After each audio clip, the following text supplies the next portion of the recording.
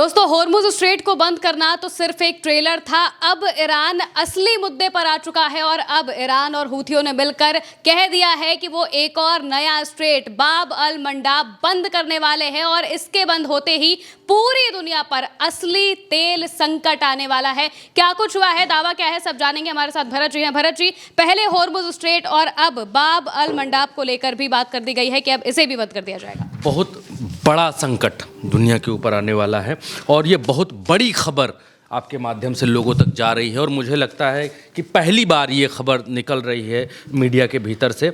ये the Sunday guardian है, आपके सामने ये अखबार है द संडे गार्जियन, और इसके हवाले से ये कहा गया है कि मध्य पूर्व का जो संकट है, मिडिल ईस्ट क्राइसिस, आगे ये कहा गया है कि होर्मुज के बाद, आफ्टर होर्मुज के बाद क्या अब अल मंडेब जल डमरूमध्य यानी अल मंडेब स्ट्रेट अगला खतरा है। हूथियों द्वारा नौसैनिक नाकाबंदी के लिए 0 घंटा घोषित करने के बाद वैश्विक व्यापार दोहरे अवरोध का सामना, यानी अगर इसको ऐसे कहें तो यहाँ पर यह कहा गया है कि डबल चेक पॉइंट यहाँ पर बनाने की बात कही गई है और ये कहा गया है हूथियों और ईरानियों के द्वारा, ईरान के द्वारा, कि हम ये अल मंडेब जो स्ट्रेट है इसको बंद करने जा रहे हैं, इसको बंद कर देंगे अगर अमेरिका ऐसे ही अड़ा रहा, अमेरिका ने ईरान पर हमले जारी रखे, या ईरान का एक खर्ग द्वीप है उसके ऊपर अगर नौसैनिक उतारे, या अमेरिका ने ईरान के भीतर कहीं भी सैनिक उतारे या पैदल सैनिक या ज़मीनी लड़ाई शुरू की, तो फिर अमेरिका समेत पूरी दुनिया को इसका खामियाजा भुगतना पड़ेगा। पूरी बात बताऊंगा, एक एक रत्ती पूरी कहानी समझाऊंगा, बस केवल आप बने रहिए, 2 मिनट दीजिएगा और सब कुछ बतलाते हैं। ये जो है खुवैसिसी जो है ये एक न्यूज़ एजेंसी है, यहाँ पर ये इनके हवाले से कहा गया है, इसका थोड़ा सा बता देता हूँ, लंबा चौड़ा इन्होंने लिखा है लेकिन थोड़ा सा आपको बता देता हूँ। यहाँ पर लिखा है ब्रेकिंग न्यूज़, ईरान का कहना है कि अगर उसके क्षेत्र या द्वीपों पर हमले होते हैं तो वह महत्वपूर्ण बाब अल मंडेब जल डमरूमध्य को बंद कर सकता है। आगे लिखा गया है, नंबर 1 पॉइंट इनका लिखा गया है कि बाब अल मंडेब जो स्ट्रेट है लाल सागर को अदन की खाड़ी और अरब सागर से जोड़ने वाला एक सकरा मार्ग है। वैश्विक समुद्री तेल परिवहन का लगभग 12% बाब अल मंडेब से होकर गुजरता है। बाब अल मंडेब जल डमरूमध्य विश्व का चौथा सबसे बड़ा जहाजरानी अवरोध है और 25 मिलियन बैरल प्रतिदिन, यहाँ से इन्होंने ये सब यहाँ पर बतलाया है, दिखलाया। अब ये बाब अल मंडेब है क्या, इसको आप एक बार की देखिए और आप एक अंदाज़ा लगाने की कोशिश करिए कि दो ये स्ट्रेट हैं। एक है स्ट्रेट ऑफ होर्मुज जो यहाँ ऊपर है, इस जगह पर, यहाँ ईरान है, और ये बाब अल मंडेब है जो कि इस जगह पर, ये यमन का इलाका है, यहाँ से लेकर ऐसे करके ये यमन है और यमन का ये इलाका हूतियों के कंट्रोल में है और हूती यहाँ से इस जगह से किसी भी जहाज़ को ना गुजरने देने की कसम खा चुके हैं कि यहाँ से अब हम किसी भी जहाज़ को गुजरने नहीं देंगे। अमेरिका और इजराइल के जुल्म अगर ईरान के ऊपर बढ़ेंगे और ये लोग हमला करेंगे तो हम यहाँ से भी रोक देंगे। इसके आगे और बढ़ेंगे, आपको और थोड़ा समझ में आएगा अगर यहाँ की ये जो कैनाल है, ये सुएज नहर इसको हम लोग कहते हैं, यहाँ पर अभी और दिखाते हैं, अगर ये यहाँ से बंद होता है तो दुनिया को अपना तेल लेकर के इधर से जाना होगा, इस दूरी से जाना होगा, और ये बहुत बड़ा रूट है और ये बहुत लंबा चौड़ा रूट है, लंबा घूम करके यहाँ से जाना होगा। और ये आगे आपको बतलाते हैं कि इसी बीच जो है मैं पूरी कहानी आपको बताऊंगा होती और ये बाब अल मंडेब की, लेकिन एक बीच ये यहाँ के जो हैं इजराइल के प्रधानमंत्री, उनका बयान एक बार की आपको सुना देता हूँ, फिर आगे बढ़ता हूँ मैं जल्दी से। इनका बयान में नेतन्याहू ने कहा है कि हम पूरी दुनिया के जो है गले तक जो है वो संकट आ चुका है, तेल से पूरी दुनिया जूझ रही है। अमेरिका दैया कर रहा है कि किसी भी तरीके से युद्ध रुके, 5 पॉइंट 10 पॉइंट 15 पॉइंट लिए घूम रहा है, लेकिन इस आदमी को ज़मीन चाहिए। ये आदमी ज़मीन के लिए लड़ रहा है और अभी भी जब पूरी दुनिया संकट में है तभी भी इस आदमी को होश नहीं आया है। और नेतन्याहू क्या कह रहे हैं सुना देते हैं, आप देखिए।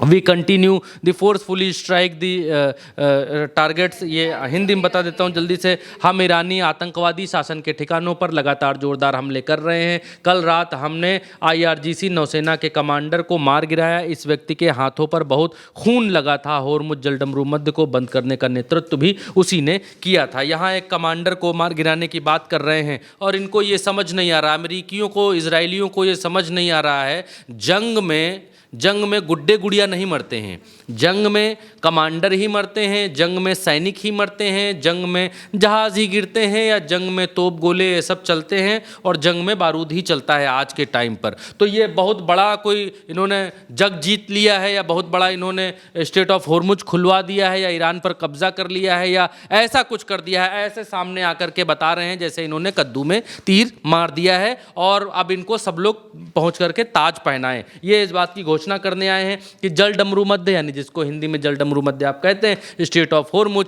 वहां के जो कमांडर थे उनको मार गिराने का ये दावा कर रहे हैं। लेकिन ये इस चीज से अनजान है कि स्ट्रेट ऑफ होर्मुज कमांडर तो आपने मार दिया, लेकिन होर्मुज आप खुलवा नहीं पाए, और दूसरा रास्ता है उसको भी ईरान बंद करने जा रहा है। आपकी और आपके जो वालिद श्री हैं अमेरिका, वो भी, आपके वालिद भी वहाँ से खुलवा नहीं पाएंगे हूतियों से, क्योंकि आपके वालिद एक बार भिड़ चुके हैं अभी 2023-24 में जल डमरू मध्य, यानी कि ये बाब अल मंडाब स्टेट के भीतर हूतियों से भिड़ चुके हैं। लेकिन हूतियों ने छठी का दूध याद दिला दिया था अभी 2023-24 में। मसला ये है कि ये लाल सागर है, और ये गल्फ ऑफ एडन, यानी इसको थोड़ा सा आगे बढ़ेंगे तो ये अरब सागर बन जाता है। ये लाल सागर, ये अरब सागर। अब ये बीच में पड़ता है यहाँ पर बाब अल मंदाब। अब ये दो जगहें हैं, देखिए जूम आउट करके दिखा देते हैं हम आपको। ये दो जगह हैं, एक जगह ये है और दूसरी जगह ये है। ये दोनों स्ट्रेट बंद करने जा रहे हैं, और ये दोनों स्ट्रेट बंद करते ही, ये तो ईरान वाला है स्ट्रेट ऑफ होर्मुज, और ये बाब अल मंदाब है, इसको भी बंद करने जा रहे हैं हूती। अब मसला क्या है, पूरी कहानी थोड़ा सा समझाएंगे तभी दर्शकों को थोड़ा महिमा जी समझ में आएगा। 2 मिनट का वक्त दीजिएगा, 2 मिनट में मैं आपको पूरी कहानी समझा दूंगा। स्क्रीन पर दिखाइए दर्शकों को, तभी और बेहतर समझ में आएगा। स्क्रीन पर दिखाइए, मुझे तो देखते ही रहते हैं दर्शक। अब यहाँ पर आप देखेंगे, थोड़ा रंग अलग अलग करके आपके लिए लाएं। ये यमन है, थोड़ा जूम आउट करते हैं तो आपको और समझ में आएगा। ये यमन है और ये ईरान है। ईरान जो है, ईरान का एक प्रॉक्सी संगठन है यहाँ पर यमन के भीतर, जिसका नाम है हूती को ईरान ने ट्रेंड किया है, और ईरान की बात हूती मानता है। अमेरिका और इजराइल हूती को जो है वो आतंकवादी संगठन कहते हैं। और यमन में जो शासन चलता है, ये जो पूरा यमन है, इसके भीतर जो शासन चलता है, ये शासन आधा आधा बटा हुआ है महिमा जी। ये जो यमन है, ये यमन, ओमान और यमन बीच से कटा, यमन के भीतर जो शासन है वो आधा आधा बटा हुआ है। यानी ऐसे यहाँ से इस तरफ का राजधानी समेत जो पूरा इलाका है, यहाँ की राजधानी सना जो है, ये रही सना राजधानी, ये राजधानी समेत जो इधर का पूरा इलाका है यमन का, ये इलाका हूतियों के कब्जे में है। यहाँ हूती अपनी सरकार चलाते हैं, अपनी पार्टी बनाई हुई है, राजनीतिक पार्टी, और जैसे एक प्रॉपर सरकार चलती है वैसे आधे यमन में हूती अपनी सरकार चलाते हैं। हूती हैं शिया, और इधर जो यमन, आधा यमन यहाँ पर बचता है, ये देखिएगा, आधा यमन जो यहाँ से बचता है, जहाँ से टेढ़ा है ऊपर से, यहाँ से आप जो है थोड़ा अंदाज़ा लगा के रखिएगा तो आपको समझ में आएगा। यहाँ से जो टेढ़ा है, इस तरफ का जो यमन है, ये हूतियों के लगभग कंट्रोल में है, क्योंकि प्रतीकात्मक है, मैं जहाँ से लाइन रख दे रहा हूँ वहीं से मत समझ लीजिए। आधा यमन जो है इनके कंट्रोल में है, राजधानी भी हूतियों के कंट्रोल में है। अब मसला ये है कि जहाँ हूतियों का शासन है इस तरफ, इस हूती वाले शासन के तरफ ही यहाँ पर बाब अल मंदाब स्ट्रेट पड़ता है। यहाँ से क्या है, यहाँ ये लाल सागर है आपके सामने, इस लाल सागर से होते हुए बहुत सारे जहाज यहाँ से जाते हैं तेल लेकर के, और बहुत सारे जहाज यहाँ पर आते हैं। इवन इजराइल का जो तेल है वो भी इसी स्ट्रेट से जाता है। इजराइल का जितना जहाज है बाब अल मंदाब से होकर जाता है। अभी जो भाई साहब शेखी बघार रहे थे, बड़ी बड़ी बातें हाँक रहे थे नेतन्याहू, उनको ये समझ ही नहीं आ रहा है कि ईरान अब इसको बंद करने जा रहा है, और हूतियों के कंट्रोल में ये पूरा ये बाब अल मंदाब है। तो ना तो इजराइल के वालिद साहब छुड़ा पाएंगे यहाँ से, इस यहाँ पर जो लगा देंगे, देखिए यहाँ पर जो बैरियर लगाएंगे और नहीं निकलने देंगे। और कहा यह भी जा रहा है कि यहाँ पर भी स्ट्रेट ऑफ होर्मुज की तरीके से यहाँ पर भी वो बिछाने की तैयारी है, पानी के अंदर बॉम्ब सारे लगाए जाने की तैयारी कर रहा है हूती।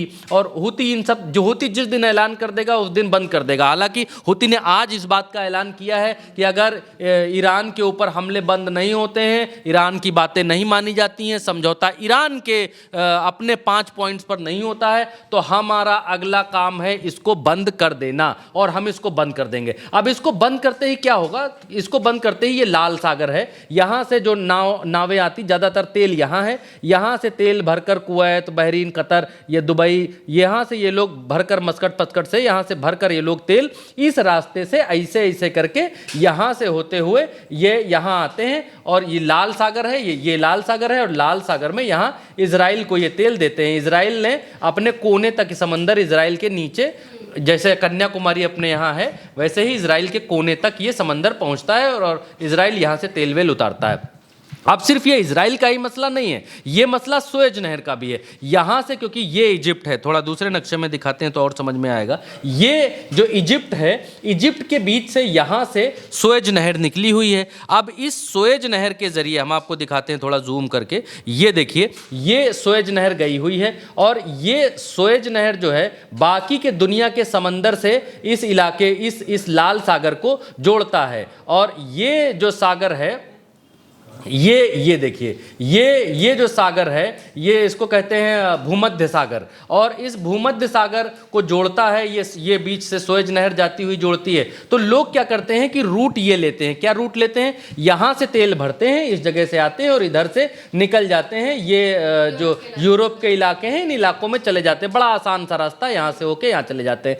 अब अगर ये बंद होता है, क्या है, बाब अल मंदाब स्ट्रेट, ये बाब अल मंदाब स्ट्रेट अगर बंद करता है, हूती बंद करते हैं, तो ये आपको तेल लेकर के भाई साहब यहाँ से, एक तो यहाँ मिल नहीं रहा है, तो बाकी जगहों से अगर आप कहीं और से तेल वेल लेंगे, रूस से कहीं और से तेल लेंगे, तो आपको चक्कर अमेरिका के, मान लीजिए वहाँ से तेल लेते हैं, वेनेजुएला नई दुकान जो खुली है वहाँ से आप तेल लेते हैं, तो फिर आपको इधर कहीं से या इधर से आपको ये नाच करके, या यहीं से भी लेते हैं, मान लीजिए ओमान से आपको मिल रहा है, या यूएई यहाँ खड़े जहाज़ों को अगर तेल दे रहा है इस जगह पर, स्ट्रेट ऑफ होर्मुज से आगे, तो आपको नाच करके कहाँ से आना पड़ेगा, ये आना पड़ेगा, ये दुनिया का एक नीचे का चक्कर लगाना पड़ेगा, और तब आपको इधर जाना पड़ेगा। तब भी आप जो है यूरोपियन कंट्रीज पहुंचेंगे नहीं, तब आपको इधर से होकर के जाना पड़ेगा। लेकिन यहां पर भी एक जो है हाँ, यहाँ पर भी एक स्टेट है जिसका नाम जी से है, जिब्राल्टर स्टेट है।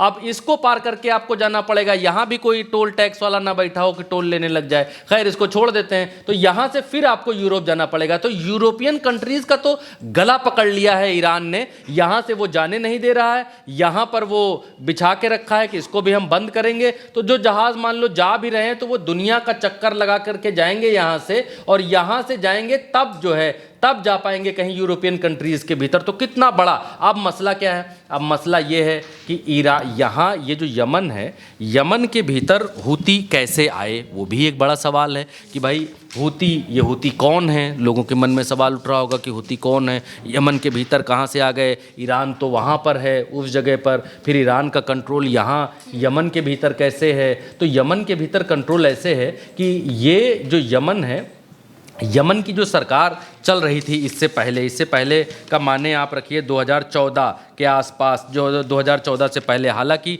हूती जो हैं यहाँ पर पहले से लड़ाई कर रहे हैं। हूती आंदोलन अंसार अल्लाह के नाम से इससे पहले जो थे वो उन्होंने आंदोलन यहाँ पर शुरू किया था यमन के भीतर। यमन का जो साम्राज्य था, जो शासन था, वो बहुत दुष्ट शासन था। उस शासन से आज़ादी दिलाने के लिए यहाँ पर जो है आंदोलन, धार्मिक आंदोलन शुरू हुए, जैसे ईरान में शुरू हुए थे 1990 के आसपास। अब उसके 90 के आसपास से आंदोलन शुरू होते रहे, चलते रहे, खूब मारकाट होती रही, खूब गृह युद्ध टाइप का चलता रहा यमन की सरकार और हूतियों के बीच में। उसके बाद जो है ये 2004 से 10 के बीच भयंकर हूती और यमन की सरकार के बीच जो है वो गतिरोध है वो चला। फिर 2011 में क्या हुआ महिमा जी, 2011 में इस पूरे रीजन में, ये जो रीजन है, ये जो पूरा अरब का रीजन है, इस पूरे रीजन में एक क्रांति आई जिसको अरब स्प्रिंग नाम से बुलाया गया, कि अरब स्प्रिंग नाम की क्रांति यहाँ पर आई। अब अरब स्प्रिंग में क्या हुआ, जैसे ट्यूनेशिया से ये क्रांति शुरू हुई, ट्यूनेशिया से शुरू हुई, हाँ ये ट्यूनेशिया है, ये जिसको नीला कर दिया ये वाला, ये ट्यूनेशिया है। क्रांति यहाँ से शुरू हुई और यहाँ पर लोगों ने तख्ता पलट किया, लोग सड़क पर आए, क्योंकि ट्यूनेशिया में क्या हो रहा था कि यहाँ जो वर्तमान सरकार थी वो सरकार चुनाव आयोग से मिलकर बेईमानी करती थी। हर साल दर साल हर साल ये लोग चुनाव जीत लेते थे, एनी हाउ चुनाव जीत लेते थे, लोग कहीं भी वोट दें, वोट जो वहाँ पार्टी थी उसी को जाती थी। तो यहाँ पर विपक्ष से लेकर के लोग सब ज़मीन पर आए और आंदोलन किया, आंदोलन गृहयुद्ध टाइप में बदल गया और ट्यूनेशिया के भीतर इन लोगों ने सत्ता परिवर्तन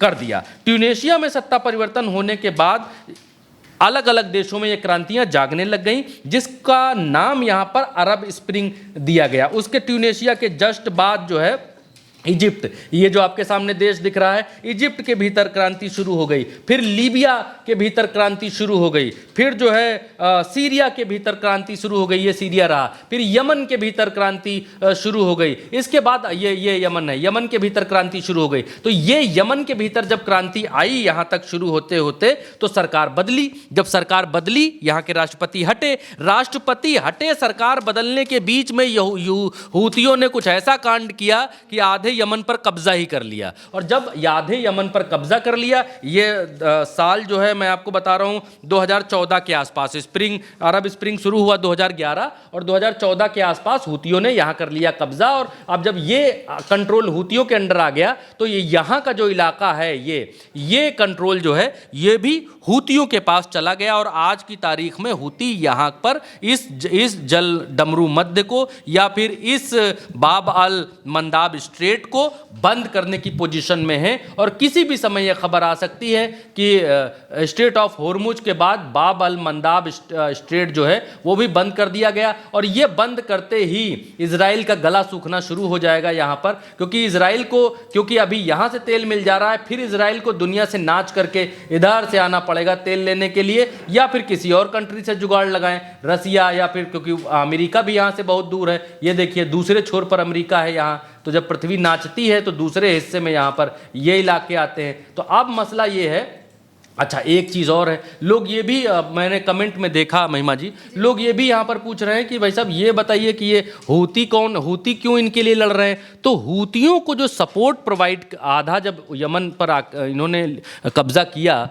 तो हूतियों को जो साजो सामान, जो सपोर्ट और जो जातीय सपोर्ट था वो भी ईरान से मिला, ईरान ने दिया। क्योंकि हूती जो संगठन है, हूती जो अब सरकार चला रहा है वो शिया संगठन है। यमन का जो आधा यहाँ का साम्राज्य था वो सुन्नी साम्राज्य है, यहाँ पर सुन्नी राजा या सुन्नी शासक अभी भी यहाँ पर हैं, सुन्नी शासक आधा आधा बटा हुआ है। तो यहाँ पर शिया शासन है, यहाँ पर सुन्नी शासन है। और शिया सुन्नी की एक और बात निकल आई तो मैं आपको बताऊं कि ये जो इजराइल के ऊपर का इलाका है लेबनान, ये 1982 के आसपास का दौर चल रहा था उस समय, जब आपको एक चीज़ याद होगी कि ये जो इजराइल है, इजराइल ने इस नीले वाले भाग लेबनान के ऊपर हमला कर दिया था 1980-82, जब 6 दिन का युद्ध या 7 दिन के युद्ध की बातचीत लोग करते हैं कि इसने मिल के सबको हरा दिया था।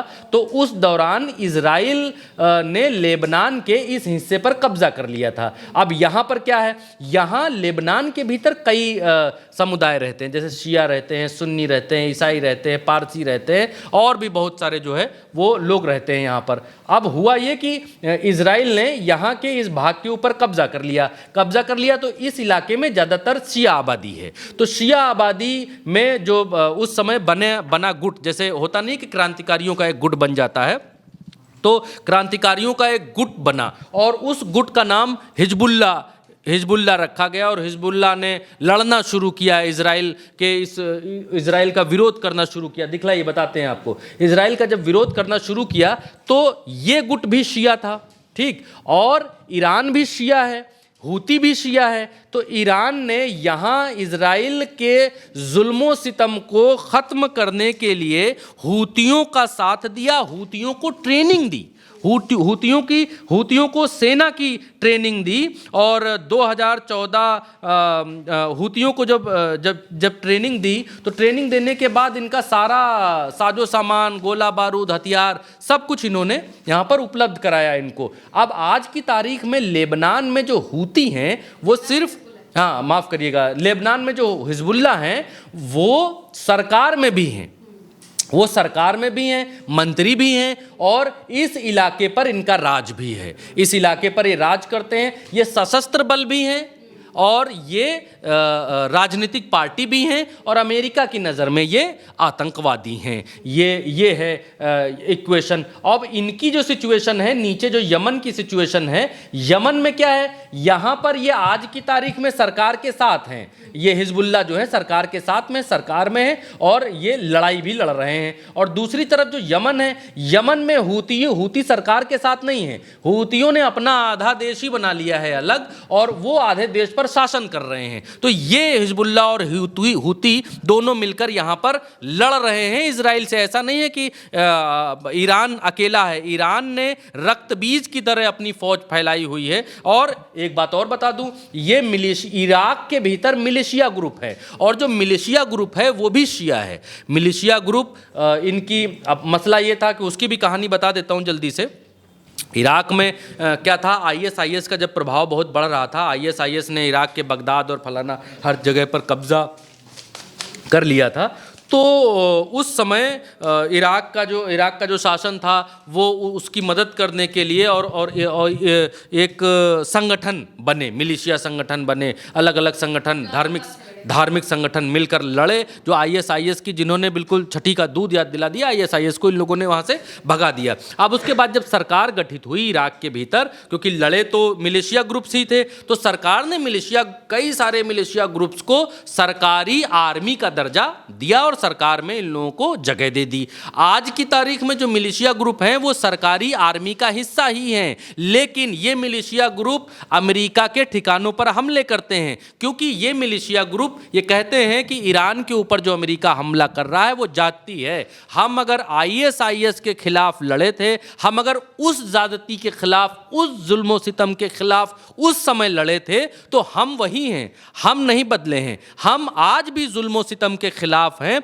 और इसीलिए जो शिया ग्रुप है, मिलिशिया ग्रुप्स का जो शिया ग्रुप है, वो इराक के भीतर अमेरिकी सैन्य ठिकानों पर हमले करता है, मारता है उनको। आपने देखा होगा जो वीडियोस इस समय जारी हो रहे हैं कि ड्रोन वीडियोस जारी हो रहे हैं अमेरिकी ठिकानों पर हमले के, ज्यादातर हमले मिलिशिया ग्रुप्स कर रहे हैं। तो इराक के भीतर ईरान मौजूद है अदृश्य तौर पर, यमन के भीतर हूती के तौर पर ईरान मौजूद है और इजराइल के ठीक ऊपर यानी कि लेबनान में हिजबुल्लाह के तौर पर ईरान मौजूद है। तो ईरान चारों तरफ है, ऐसा नहीं है। और अब जो ऐलान किया है वो ऐलान बहुत बड़ा ऐलान है कि हम ये वाला जो इलाका है इसको बंद कर देंगे और इसको बंद करने के बाद ये जो इलाका है बाब अल मंदाब स्ट्रेट, इसको जब बंद कर देंगे तो फिर तेल के लिए इजराइल तरफ जाएगा और फिर कहाँ जाएगा। अब जिस तरीके से ईरान ने दिमाग लगाया है, जिस तरीके से भूगोल पर और जिस तरीके से यहाँ की स्थितियों के ऊपर दिमाग लगाया, अमेरिका और इजराइल बहुत बुरी तरीके से फंस चुके हैं भाई साहब, बहुत बुरी तरीके से, छोटी मोटी तरीके से नहीं। अब अमेरिका हूती से लड़े, हूती में अलमंदाब जो है स्ट्रेट है उसको बंद होने से बचाए कि अमेरिका स्ट्रेट ऑफ होर्मुज को बचाए। अमेरिका के ऊपर दबाव बहुत बड़ा है, पूरी दुनिया का दबाव है। दुनिया अमेरिका की वजह से त्राही त्राही कर रही है। आज की तारीख में पेट्रोल नहीं है लोगों के पास, डीजल नहीं है लोगों के पास। ये ऐसे ऐसे देश हैं जहां पर इमरजेंसी घोषित हो चुकी है आज की तारीख में कि इमरजेंसी है वहां पर, और ऊर्जा इमरजेंसी। दुनिया में पहली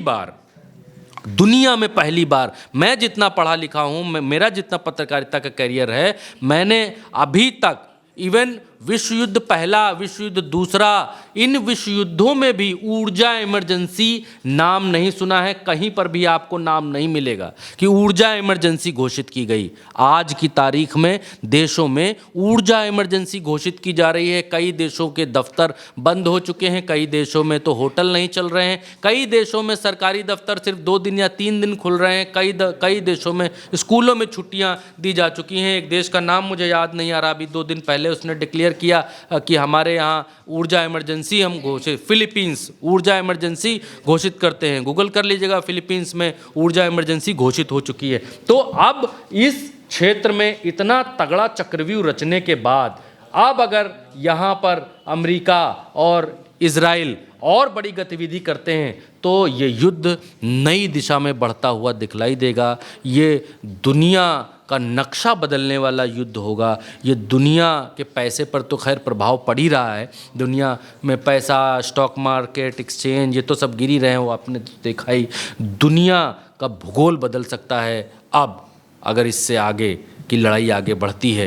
तो ये सिर्फ ईरान तक नहीं रहने वाली है, क्योंकि हूतियों के पास भी सही समय है यमन को सबक सिखाने का, यमन में जो दूसरी सरकार चल रही है उसको सबक सिखाने का, इजराइल को सबक सिखाने का। ये बहुत कठिन वक्त है दुनिया के लिए, और ये कठिन वक्त लेकर आया है अमेरिका पूरी दुनिया के लिए।